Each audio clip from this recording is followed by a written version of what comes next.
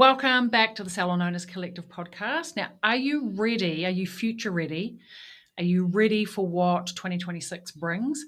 We want to share with you the 7 queen moves that you must make to be ready to build a salon for 2030, not just for 2026. But 2026 is where it all has to start. So I think we need to accept that the next 5 years is going to bring more change, just like the last 5 years have, and prepare to build adaptability into the business strategy. Like, make the decision this year that you're going to be in that top 10%, which actually means working towards being in the top 1%. Like the fairy goes, shoot for the stars, land on the moon, right? So good. It almost reminds me, Riss, of when we were back at school and we were getting picked for the team. And you want to prepare and position yourself, when the two people are picking, like you want to be the first. You want to prepare to be the first person because you're the best netball player or the cricket player. You want to prepare yourself to be that person as we look down the barrel of 2026. So I'm saying prepare, don't react, because the world is not slowing down. Hey, I was never picked first. Neither. Unless it was touch rugby. Otherwise, I was not picked first either. So I know this from experience. I got to do the work. We got to do the work. So I feel like the first thing that we really need to think about is the attention queen move. Like, the goal should be to be the business that's in demand. Yes. Like, be the flower, not the bee. Love it. Otherwise, we're just constantly searching and, in desperate need of what's next. Totally. Makes sense. How do I do it, Riss? Yeah. Well, good question. So I actually think it starts with really clarifying who you are as a brand and what is the story associated to that. Mm-hmm. And what we do in Salon Mastery is one of the first things that we do is help you identify what is your hero service. Who are you as a brand? Mm-hmm. What do you stand for? Who is your ideal client? What does she care about? Do the two talk to each other? Like, does your ideal client want what you have to deliver? And then how do you stand out in your marketplace? What makes you the obvious choice for a client? So when she's trying to choose a new service provider because the last one drowned her at the basin or got the service wrong or was just a bit meh, how does she choose? Like, how does she choose you over the salon down the road? And unless you're really clear about that, then you're just not notable. Yes. You're not choosable. And so we need to own a signature message in your community so they know that you are known for something. Otherwise, if you're known for everything, you're trying to be everything to everybody, and actually you stand for nothing and nobody listens. Yes, so true. So I think, in 2025 and as we look towards 2030, what's really emerging is that the gap is widening. We've been talking about this for a little while now, and I'm just seeing it come to fruition more and more. And really that gap is, there's 2 markets that will hold the fort moving forward, and that is those that compete on price and are at the bottom of the market. There are always people that need fast, cheap, and just need the function done. I just need I need to wash my face and I need to cut my hair. Yeah.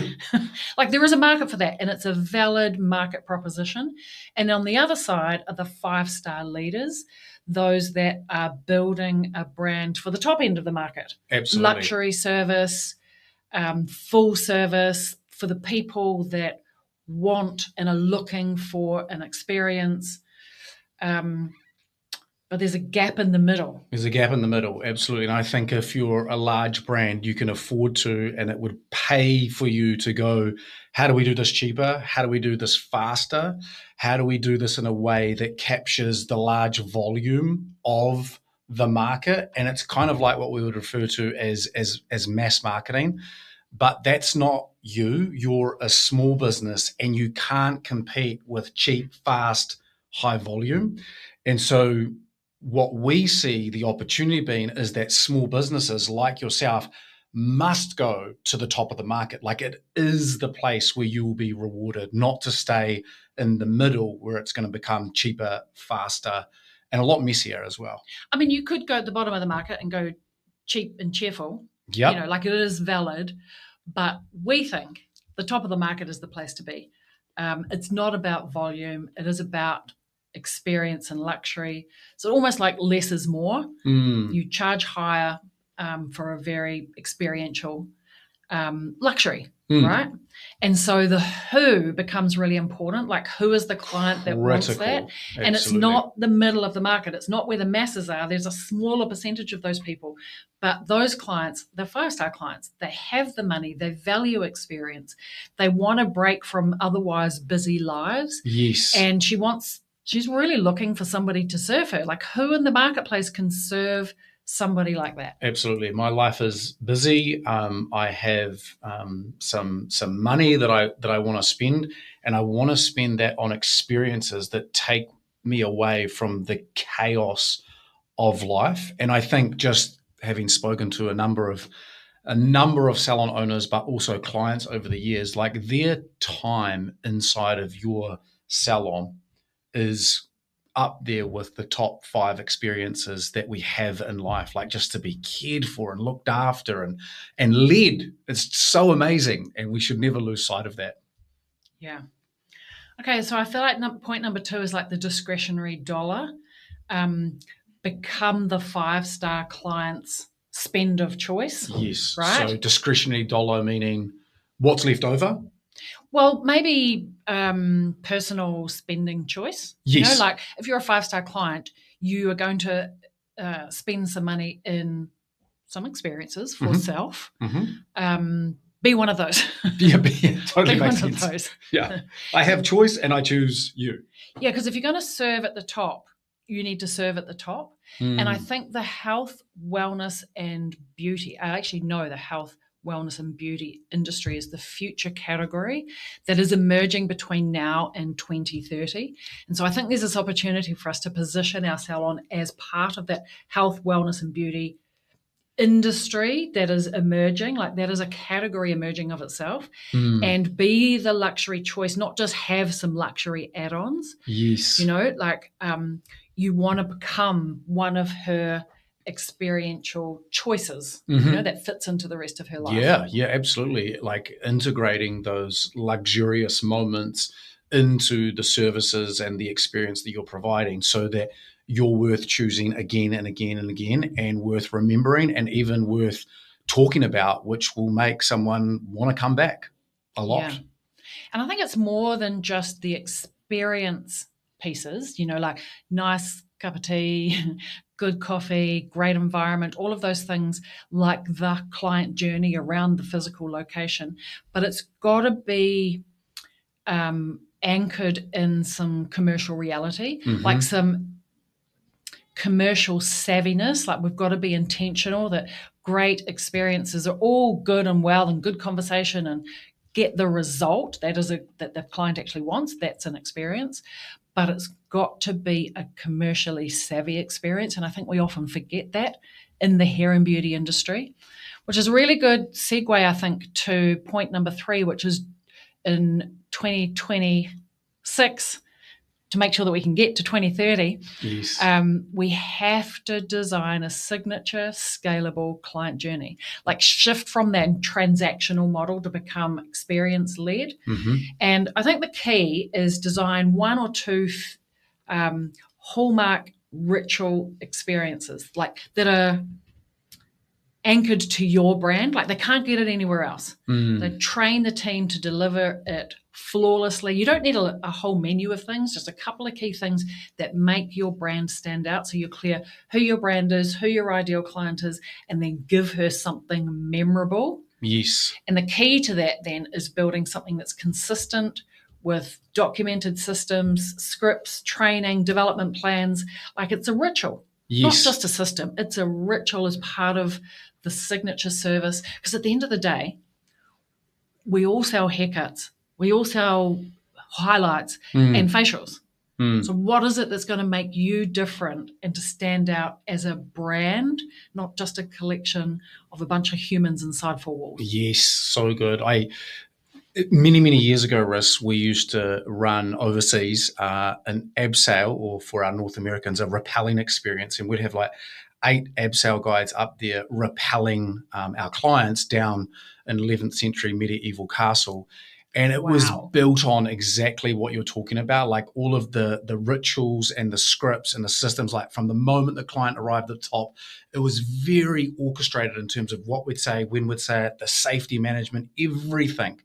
And it was a good experience because of that foundation. It actually allowed our staff members to then express themselves through that structure, through that system.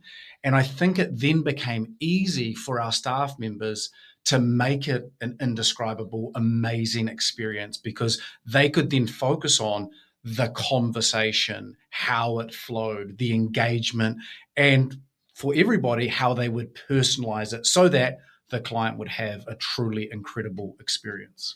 Like that's one system and process that runs a business.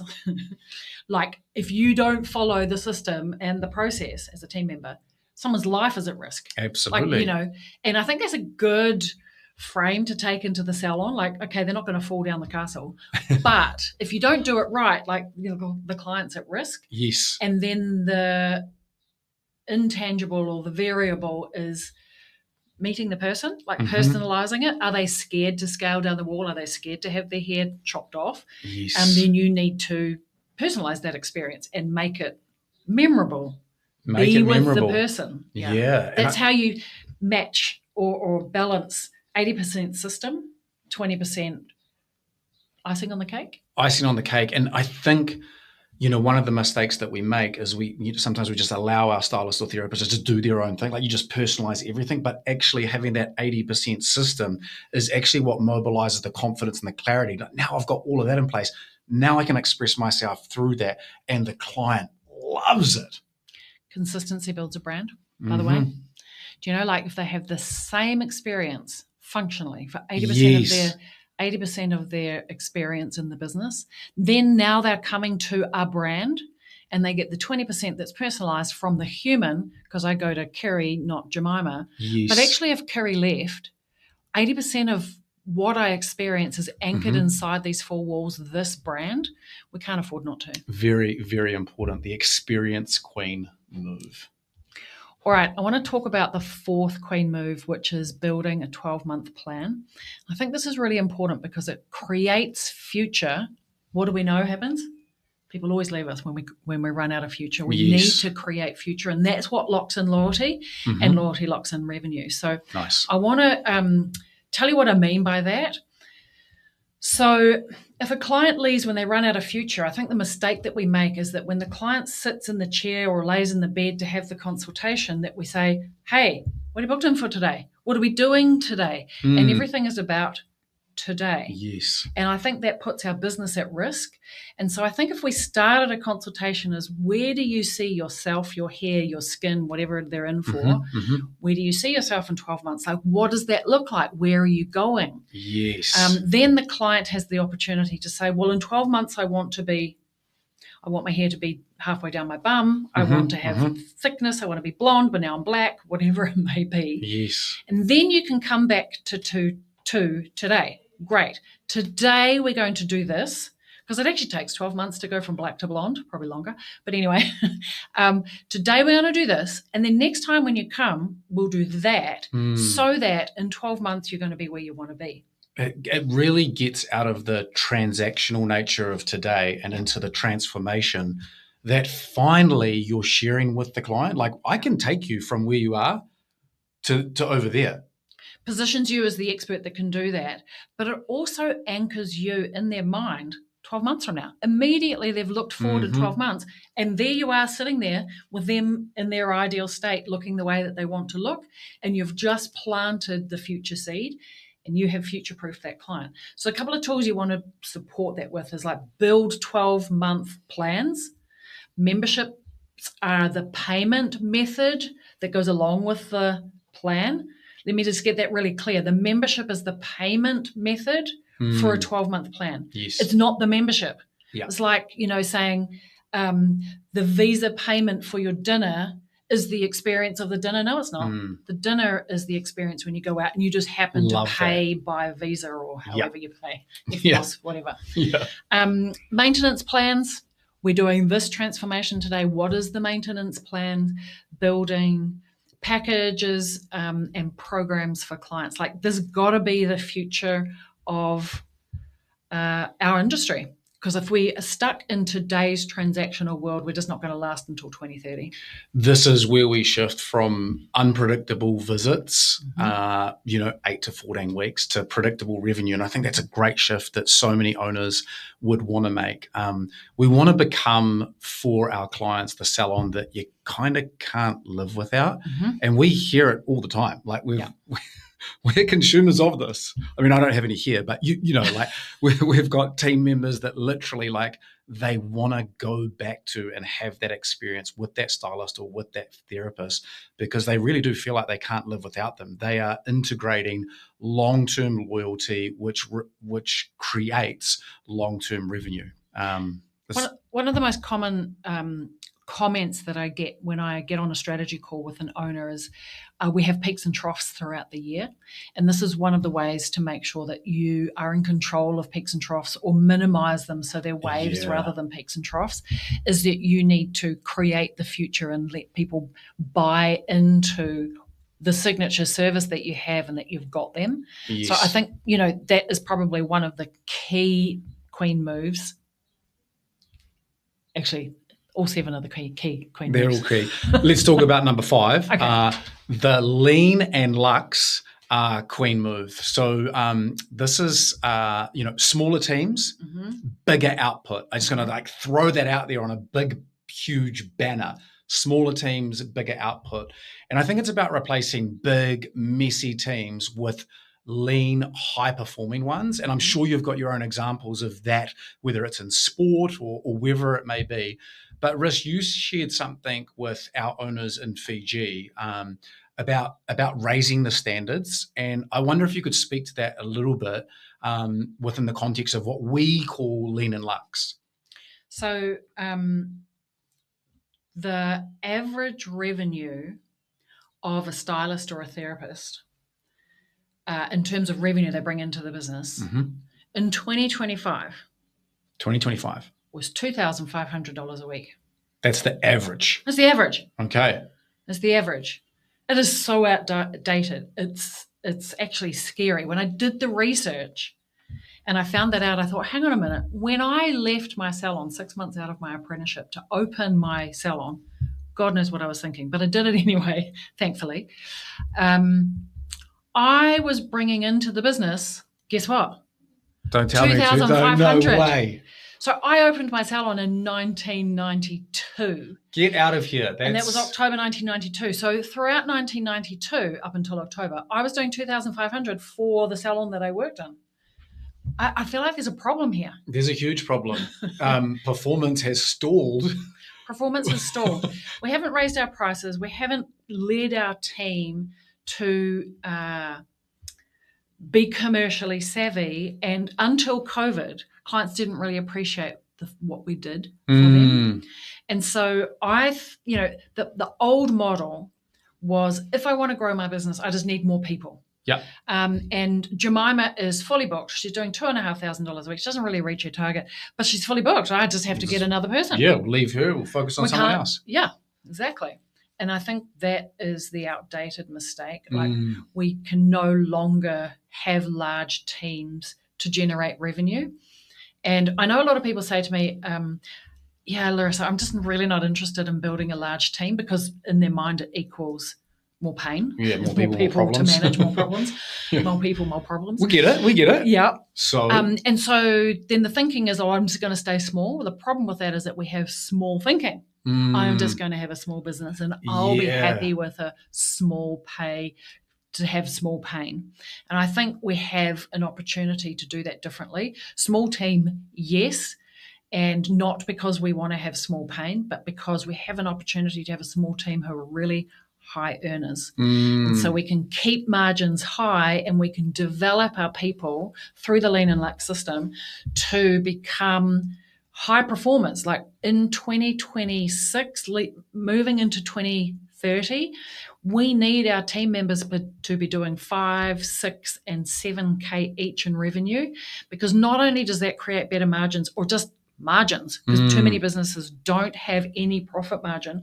Create a profit margin for the business, but we can create good margins for the business, win for the business, while paying our people really, really well. So if you're stressed about paying your people more, it's because they're not bringing in enough revenue. You can't pay them more. Yeah. So we need to build a business model that protects salon profit, but the team wins. So the salon wins, the team wins, everybody gets paid more. Yes. That's how you build a profitable salon. We have a mission in Salon Mastery to help salon owners pay their teams $100K a year. Like, that's a queen move. And who doesn't want that? Who doesn't want that? I want to pay my people really, really well. And so my challenge to you and to our owners is build your first 7K stylist. Like, we've got to raise the standard from 2.5K. Yes. It's way outdated. And it's easy to do once we know how. We just need to coach on behaviors, give them the scripts and the tools, track performance so we can say what works and what doesn't work, and actually just eliminate the low performance culture, because it's holding our margins back, which means it's holding our business back, which means it's holding us back. Should I go on? No. It's so good. It's reinforcing that it can be better, and simply by, because you did this in Fiji, and I think the experience for the owners there was like, oh, wow.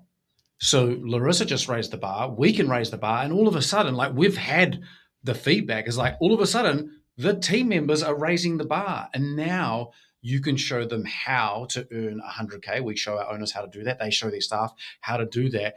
And it's win-win-win. It's win for the team member because they're earning more. It's win for the owner because they just showed them how. But it's win for the business too. Now they're running a lean and luxe profitable model. It's so good. Yeah, you can develop your team for the long term. Like, if they can look into their future and see that your business will provide that. Did you see that reel that one of our owners did just recently? And she recorded calling her team member saying, "Hey, babe, you just got a massive pay packet. If you did that consistently, you'd be on 140K. Like, that is worth celebrating. No one's going to leave to go and rent a chair or go into a suite. So we need to develop our team for the long term, and we develop that by creating real career pathways. And you only need one to start. You only need one stylist or therapist at 5, 6, or 7K to show the people that there is the way. Yes. And then you can take care of the journey of the client, because it becomes more than just a transaction. Absolutely. 100%. So I think that's the role for us as a CEO, like the CEO of a business, is create future not only for our team but also for our clients. Yeah. We often think that, this idea of paying our people more is inherently, I can't afford to do that. I can't even pay myself.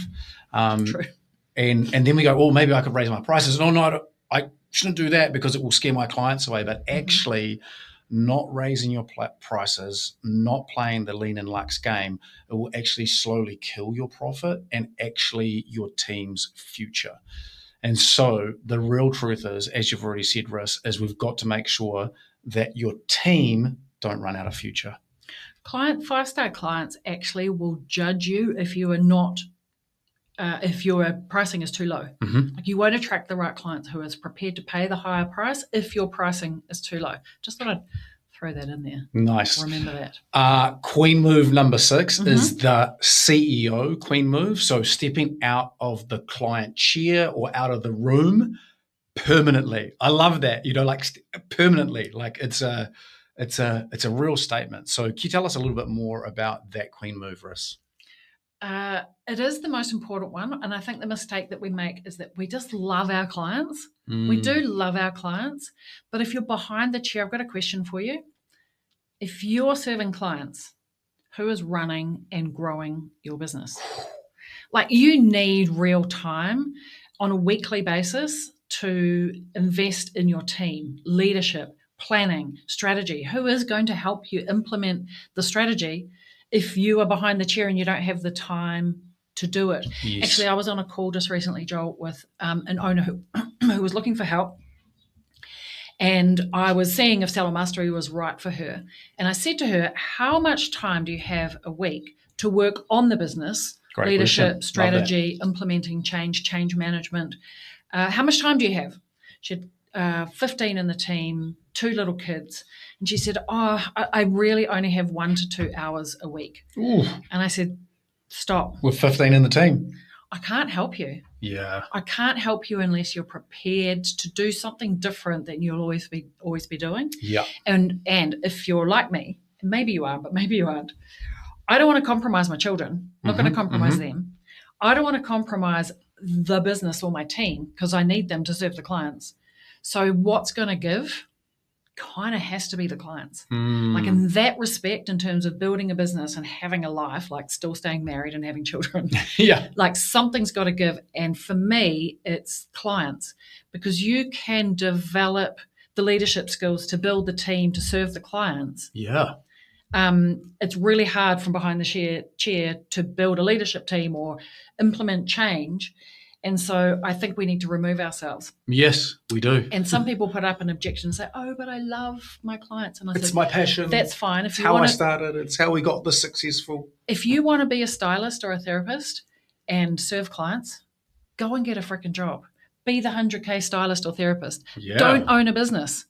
But you can't come and say, I love my clients and I want to have a profitable business, but I'm not prepared to actually work and grow my business. Yeah, 100%. So in one of our recent intensives, we did a workshop called the $850 hour, where we went through the model that actually, if you're going to be on the floor, you should be charging $850 an hour.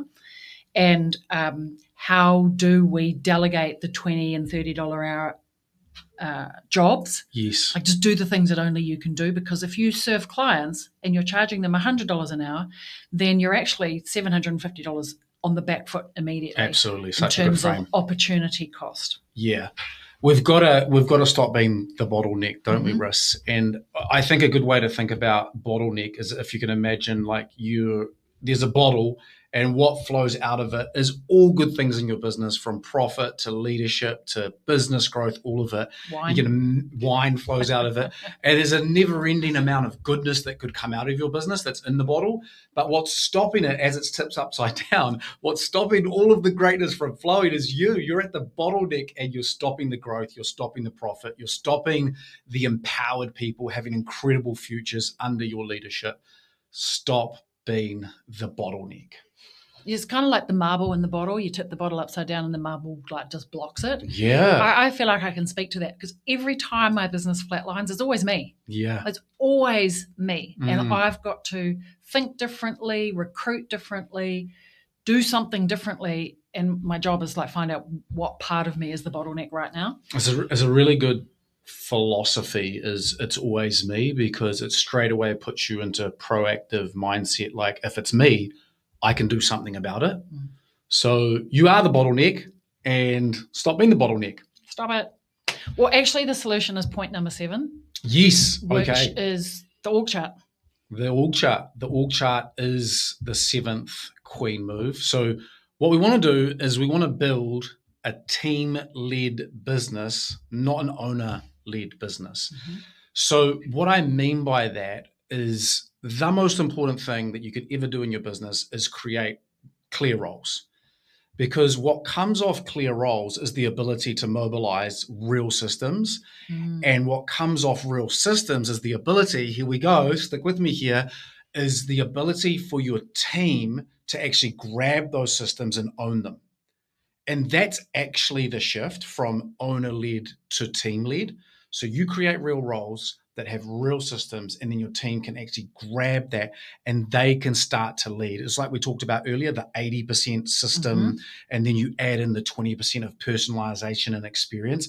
It has to start with the 80% system. And so what we're talking about here is roles like having a manager, having a coordinator, an educator, so that those people can step up and step in. And time again, we see it when the owner steps back and they create the role, and then the people, they want to step up because they can see the system, they can develop the confidence, and they can express themselves through that role.